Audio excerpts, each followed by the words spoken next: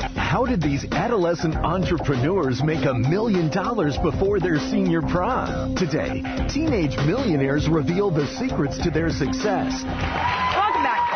So, most of us spent our teen years hanging out with friends and going to the Galleria and stressing out about our prom date or not having a prom date. Our next guest shows a more lucrative way to pass the time. Building million-dollar companies. Yeah, in fact, one of these whiz kids earned his first 50 grand before he was 12. My kids are slackers.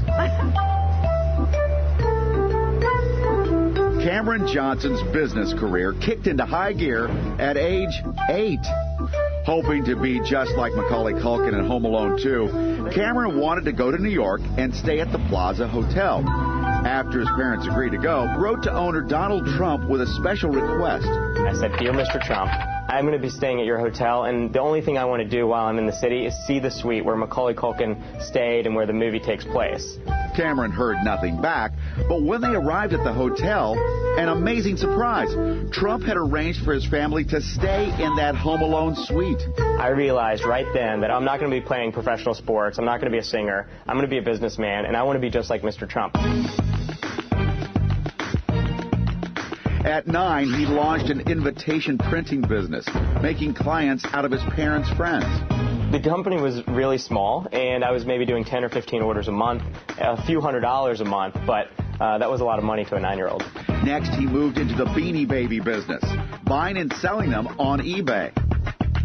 At our peak, I was shipping about 40 orders a day because the hype was through the roof. It was such a frenzy. In less than 12 months, a now 12-year-old Cameron made $50,000. But he didn't stop there. He launched 2 internet businesses selling ad space. And the second one boomed. And that company grew to have 200,000 customers, and we were displaying 15 million ads per day, which back then was $15,000 in daily revenue when I was 15 years old. That same year, he became a board member at a Japanese company, wrote a best-selling book, and before he graduated high school, had already made his first $1 million. Here today is the author of You Call the Shots, millionaire Cameron Johnson. Also with us, we have the CEO of WhateverLife.com, 17-year-old millionaire Ashley Claus. We'll get to her story in a second. But Cameron, do you stay in touch with Trump, Mr. Trump? Well, I don't stay in touch. I don't have a personal relationship with him. I just reached out to him when I was 8.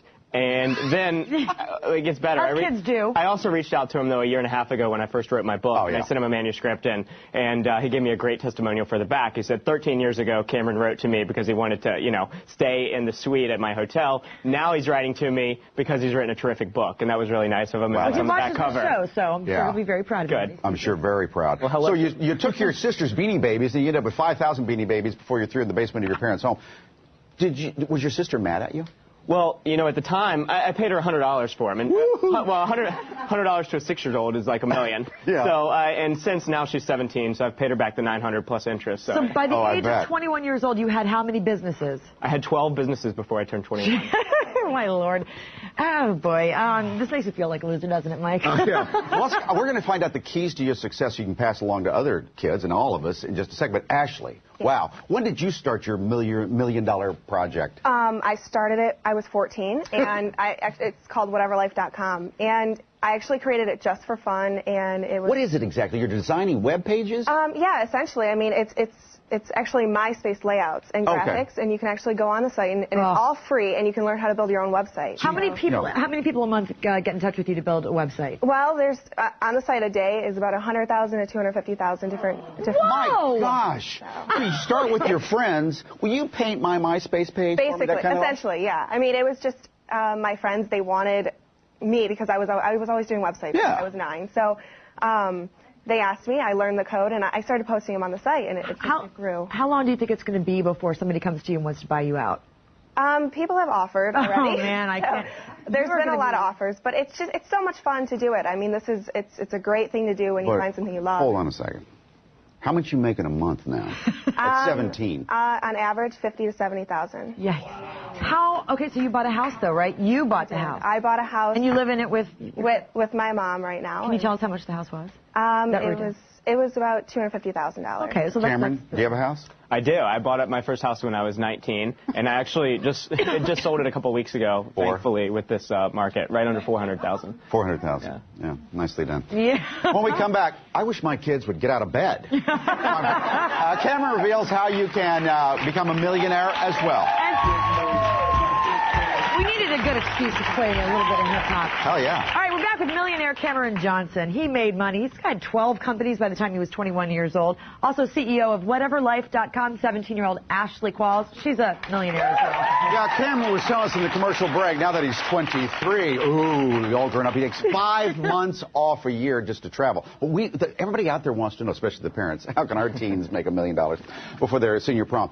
You just got to put yourself out there? Is that what it's about? Well, in my book, You Call the Shots, that's exactly what I talk about. That's the first chapter, but in that chapter, I tell the Donald Trump story. Because I was 8 years old, I put myself out there, but I didn't know any better. And I think that helped me be successful. Naivete helps? Naive help. The younger you do it, too, the cuter it is. Exactly. You know, so it works. I mean, it works. People are going to support you. They want to. Start small. Now, you're not talking about small like little child. You're talking about small. Exactly. Small goals. Exactly. I think one of the worst things you can do is take on a lot of debt. You know, let's look at Microsoft or Dell. They both started in dorm rooms. I started in a bedroom. How much did it cost you to? It cost me $8. I actually, and that's the funny thing. I mean, it's possible, you know, for anybody to do this. It's possible. I mean, you have to, if you have the passion, you have to go for it. And I think that's an important thing that Cameron and I were discussing earlier. And Cameron said in his book, you look close to home. You looked in your home. Literally in my home. Yeah, I mean, it's a home-based business. So I mean, I started it for fun, and I've been very blessed for it to become such a... What exactly do you mean, Cameron? Well, look close to home for great ideas. What I mean is don't try and think so far outside of the box.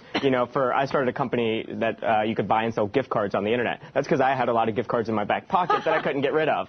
So I think do what you know, and she knows MySpace and designing all the web pages. That's what she did. Adapt or die. I think this is true for any business, whether you're a Fortune 500 or you're a small business. You have to continue to always change to your customers and to everything else, or your business will die. Now, you're into Donald Trump, but we all need mentors in life. If you can't meet somebody big and famous like that, what do you do? Well, I think one option is to read books. I read books on Bill Gates, Michael Dell, Donald Trump, Richard Branson growing up, and they were like mentors to me, even though I didn't have a personal relationship. I read the Donald Trump book, too, when I was in college. How much do you have? I have nothing. You need to read my book. Read Cameron's book. What's your biggest splurge? Biggest splurge, I bought a house at 19. You know, I bought a Mercedes when I was in high school, but I'm not really into flashy things, and that's something I'm proud of, is that I'm really humble. It's a dream, and isn't he? You don't have Ferraris? Out there? No, I'm not into that. I would rather put my money away and save it and have it for later in life. Do you date anybody? Sometimes. Oh, but you're not married. No, totally. Okay. Yeah, and I think that's something that Cameron and I both share, is that we don't spend, you know, too much money. And I mean, we bought a house, you know, we each bought our own houses. And I don't even have a license. I don't drive, so I don't even have a car. You could be driving a nice, you know, BMW. Right, yeah, and that would be cool, but, you know, I put a lot more of my money back. You could at least park it in the driveway. She has a driver. Impressive. Thank you both very much. She could have a driver. You know who's here? You guys.